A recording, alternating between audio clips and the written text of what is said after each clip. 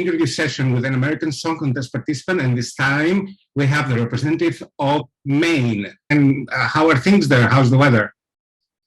45 degrees Fahrenheit and raining.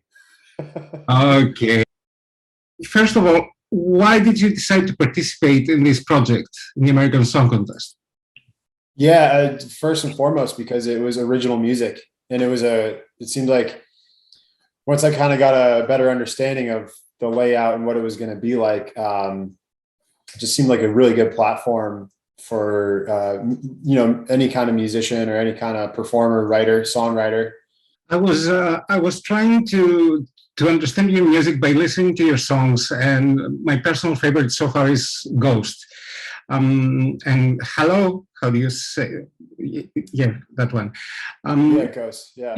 It seems that you are singing more of personal, internal moments in your songs. Is this true? Yeah, and if I'm not singing about that stuff directly, it's influenced my writing. I think the best songs are really great at telling stories, and that's essentially what I aim to do. I want to tell a story. Like any artist or any songwriter or whatever, you can draw from real life experiences, apply that to creating your art.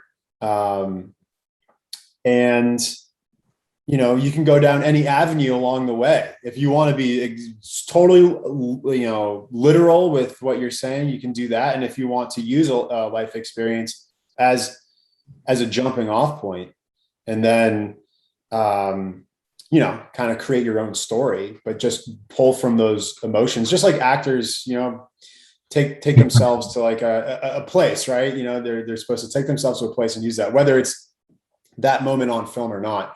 I think that, the human experience and life experiences seem to be the best thing for me to write about. So what was the life experience that led you to music? Oh, just like, my music in general, just all kinds of things. Mostly like a lot of relationship type stuff that, everybody goes through. That's why those types of songs I think are so relatable is everybody has been where that song takes you, in reference to Get Out Alive. Everybody's been there, at least once or twice in their life. So that's some common ground. That's some commonality, between, me, the artist, and anybody listening to it. Like we've all shared those experiences. And what about your song for the American Song Contest? How did you inspire that song? And what's the story behind the song? And what do you want us to tell the people with that song? Yeah. So Get Out Alive, a lot like the song you were referencing, the song Ghost, it kind of pulls from the same, not necessarily the same moments, but the same feelings, about, moving on in life, getting beyond certain obstacles. And, I just wanted musically, I wanted it to be like, my whole vibe is trying to juxtapose the like some ruggedness, like a little bit of ruggedness with a little bit of pull at your heartstrings. And so musically with the song, I kind of came up with the lyrics before the music. So I wanted the music to kind of match that. And so you get kind of the around the campfire vibe at first, and then it pushes you and pulls you in certain ways. We have some pedal steel in there. I always feel like that's like the ultimate pull at your heartstrings instrument, right? It's got that kind of lonesome vibe intertwined throughout the rest of the instruments. And I was really excited when I don't know if you're going to touch upon this or not, but we signed a deal with Atlantic, like most of the contestants on the show. with Atlantic Records. So I was actually able to go back into the studio and rework some of the song, and which I was really, really excited about. And because the song was on the shelf for like 3 years, just over 3 years. So it was nice to have it ready to go for the show, but it was also nice to go and work on it a bit too. How would you describe, for example, yourself in 3 words? Oh man. I guess I can be easygoing at times, but I'm also really passionate about my music, and I'm passionate about life itself in the pursuit of trying to achieve goals and balance and happiness, the balance of the two. You know, it's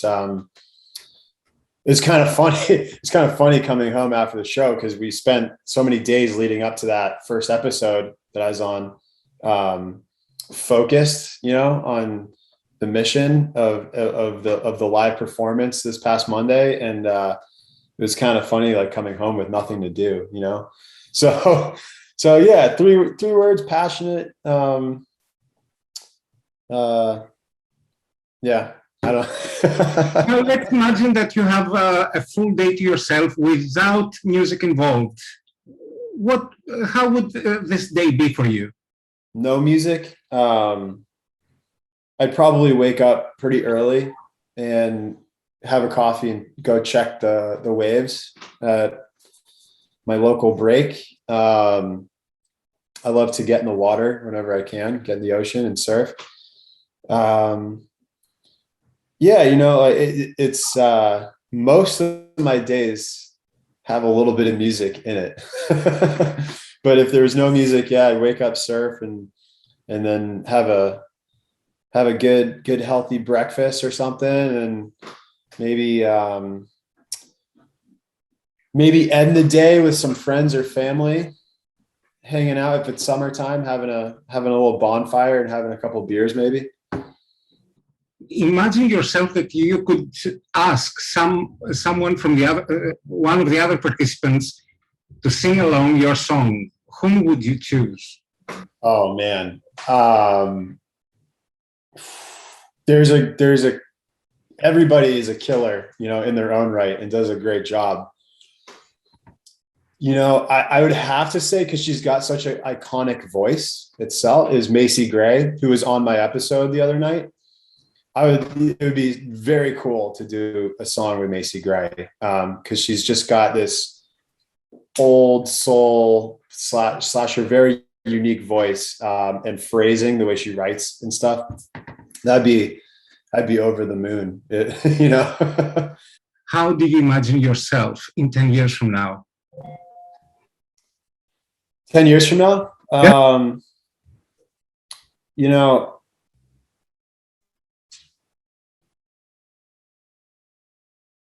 just who I am. Like I will always play music and record music. You know, I've been doing it for a while, and like the better part of a decade now, professionally. And I can see myself elevated from where I am now, as far, you know, call it a career, call it whatever you want, but like I see myself with a couple of albums, you know, under my belt, and bigger tours, but really just trying to create music still, you know. Mm-hmm. That's where I see myself. You know, your life brings different things at you, you know, that you have to navigate. But yeah, I'll always do music. What would be your top moment as a musician where you would say, okay, now I've made it?